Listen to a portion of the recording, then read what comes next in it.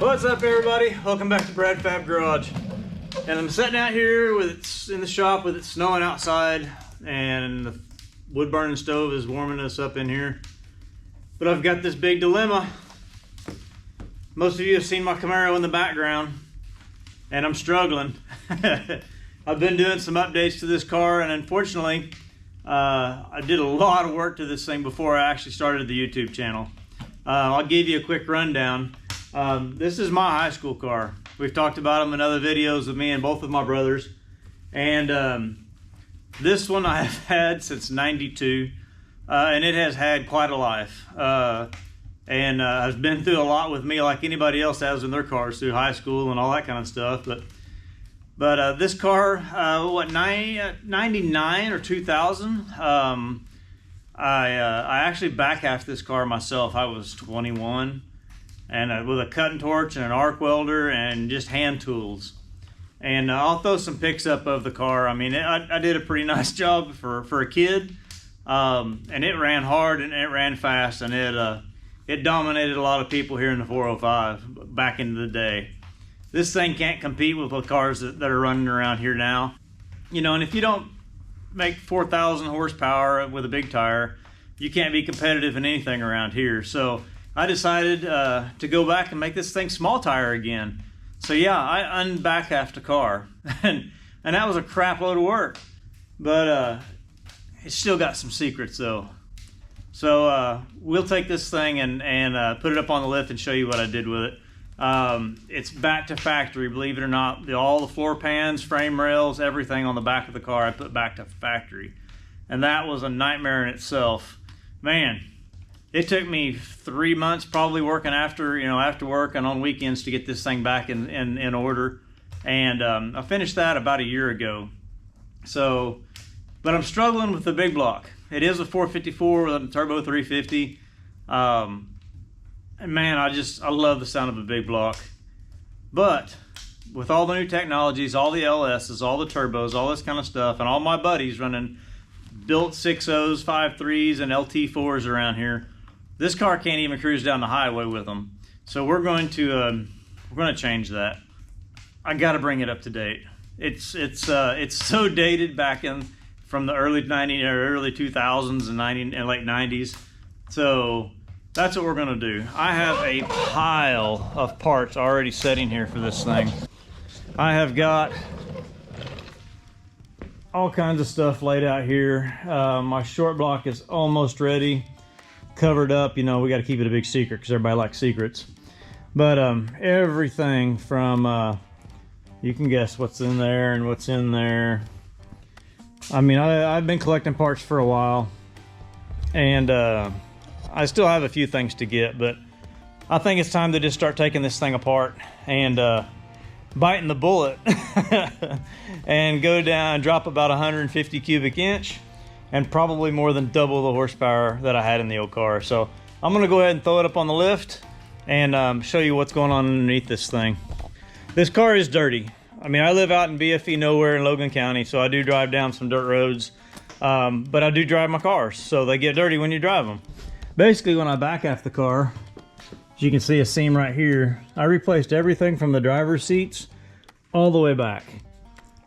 I mean, factory frame rails and everything, but I couldn't just leave it stock. So we did a 5.5 inch narrower than stock, quick performance 9 inch, 35 splines, the True Track, QA1 double adjustables.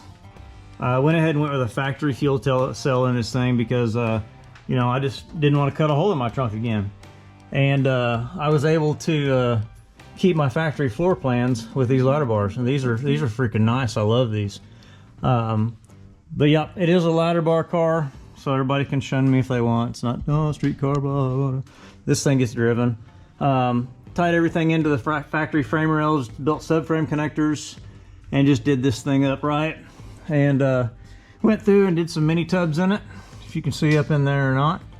I took the 2.5 inch mini tubs and added another 3/4 of an inch to them just for some more room, just in case I wanted to go bigger. I am running a 295 55 15 ET Streets, so I'm These tires, I had 31 14 5 15s on this car on a 15-inch rim, and these things hook up just as good as that big tire did. So I was impressed. So, but anyway, we went through and did all this. Yes, the car's dirty, but it's a typical Quick Performance. It's got their disc brake kits. It's got the aluminum pinion support, all that kind of good stuff. They said this is rated for like 1,500 horsepower. So, you know, in my dreams, I did go ahead and go through the front end, did upper lower control arms, disc brake conversion kits, all that kind of stuff on here. You know, this car never had disc brakes on it. Believe it or not, I'd run 10-0s with a drum brake 9-inch and drum brakes on the front, and just cruise this thing all over Oklahoma City and El Reno, Kingfisher. I mean, we just, that's where my boys were at. So that's where we rolled. A lot of buddies are going to be clapping at me going, it's about time. So anyway, next order of business, we're going to pull the big block out. I do have a 4L80 and a converter sitting over here, but I don't have the cash just yet to get the 4L80 rebuilt. So I'm going to go ahead and get it running, get my turbo stuff built, and get everything ready for that, and make this thing live and start learning how to tune this thing. So I can't wait to see what this new Terminator Max X and all that kind of stuff does. So if I could tune the old stuff, I'm sure I can tune the new stuff. So, but anyway, next up, out with the big block. All right, guys, if you've been watching my other videos, we do have some merch in now. So if you'd like to get one of the Brad Fab shirts, we do have them in short and tall and fat and skinny. So whatever your flavor, we got them. They got the cool little logo on the front and big one in the back. This is our first run of shirts. We just figured we'd try it and see how it works. But I'll put the link right here, and you can go online and order them, and we'll ship them right to you. Thanks, guys.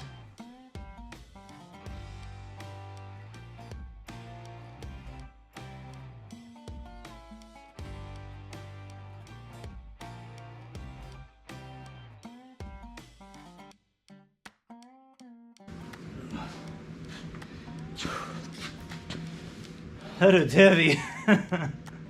Could shed a few pounds off of that. Whew. Hood bolts. Go ahead and drop her back down a little more. Thought it might be easier to get that hood off, not sitting so low to the ground. I built this motor 24 years ago, and it's been a trooper. I guarantee you there's been 500 bottles of nitrous ran through this thing. It didn't like to be sprayed, that's for sure.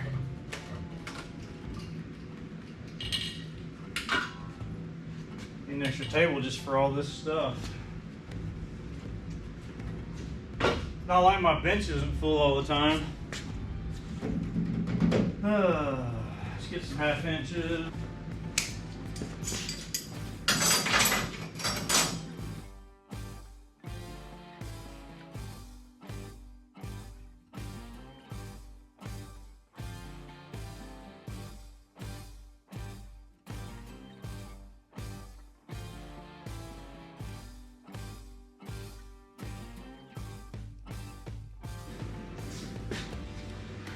Don't worry though, because I'd still have plans for this motor. I've kind of decided with my two boys that are only 6 and 12 that this motor I may find a little S10 or something like that, and save this motor and put it in an S10. By the time my oldest son is 13, which is just a year and a half, we can detune the crap out of this and let him start racing it and start letting him learn to drive. I just can't throw this thing in the corner and say I'm sorry, because this motor has been more faithful than you can ever imagine when it comes to a high compression big block on the street. And as far as its longevity, it can't be replaced. It's a struggle right now.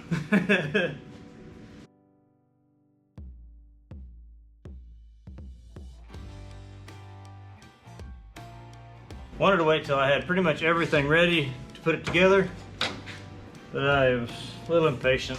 I'm ready to see it, ready to hear it, ready to drive it. I'm ready to run 80 on the highway without trying to blow the thing up. So just do it. If I wait for everything, it'll never get done.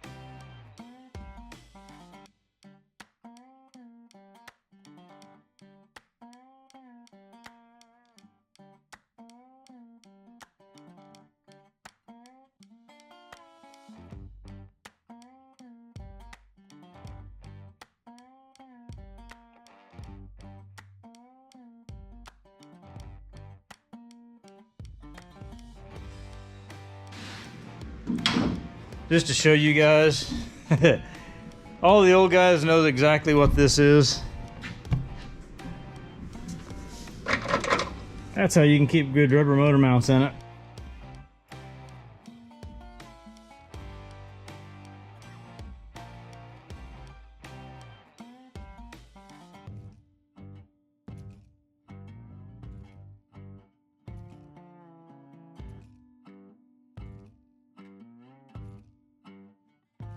Ouch. Almost.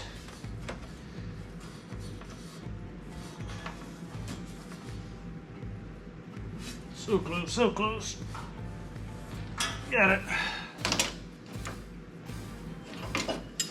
I'm gonna go ahead and take that side out too before I forget. Alright, let's go ahead and get this side out too. Just save us some agony.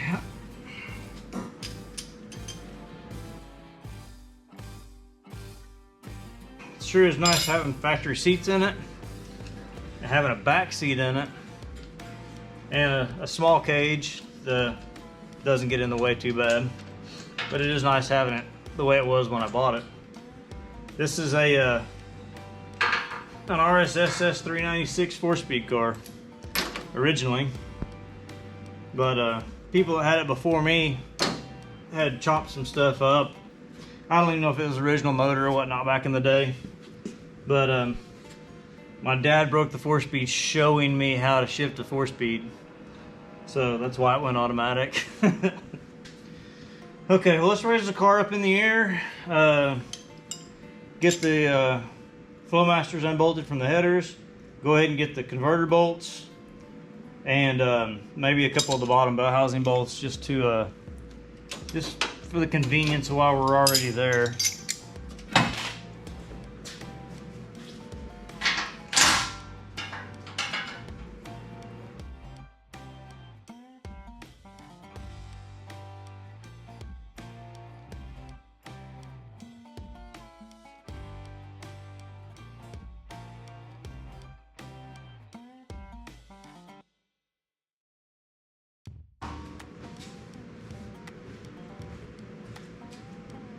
I think this one will come out. Remember right? One of them would. I could be wrong. I'm gonna have to drop the starters first. That one's not all the way off yet. I can see the oil pressure line I need to get off.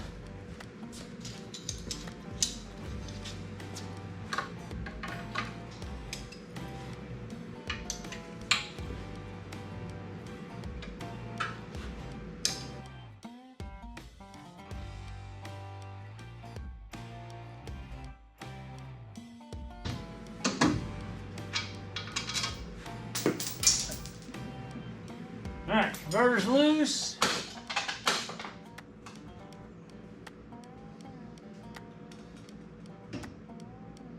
Oh, thought I was actually bleeding. Just orange RTV. Okay. Headers, motor mounts, tranny, torque converter, radiator's out. I think we're ready to pull this turd.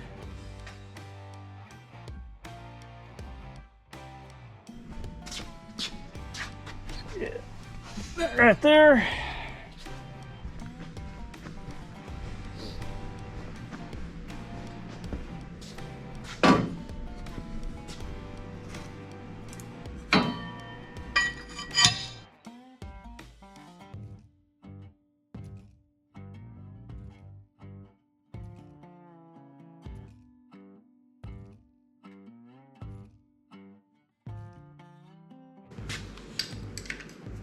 All right, let's see how big of a mess we're gonna make. I'm betting we're gonna make one. Let's get started.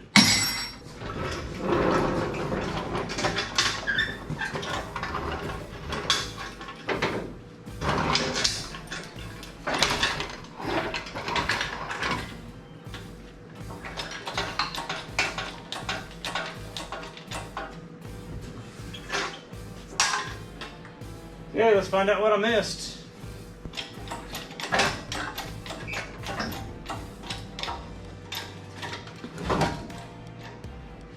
Probably ought to put a jack under the tranny. I don't decide to make that kind of a mess.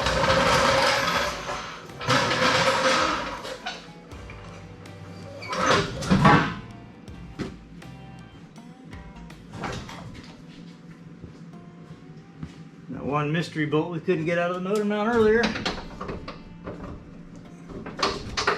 is out.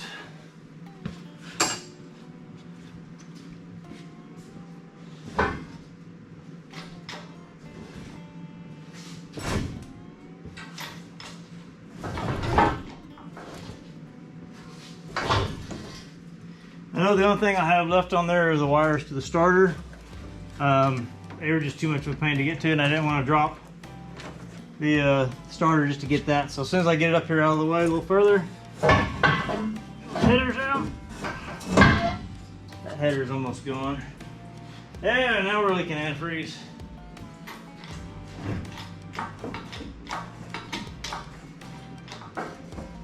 There we go.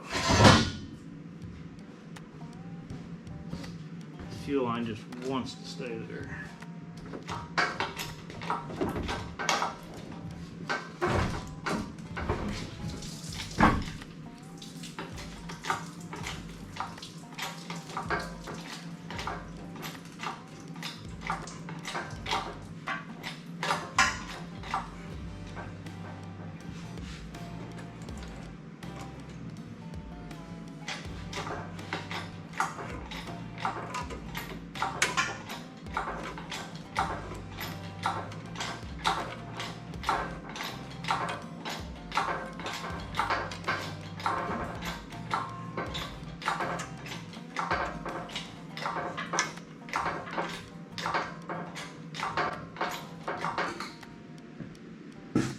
Well, here she comes from her long stay in the Camaro.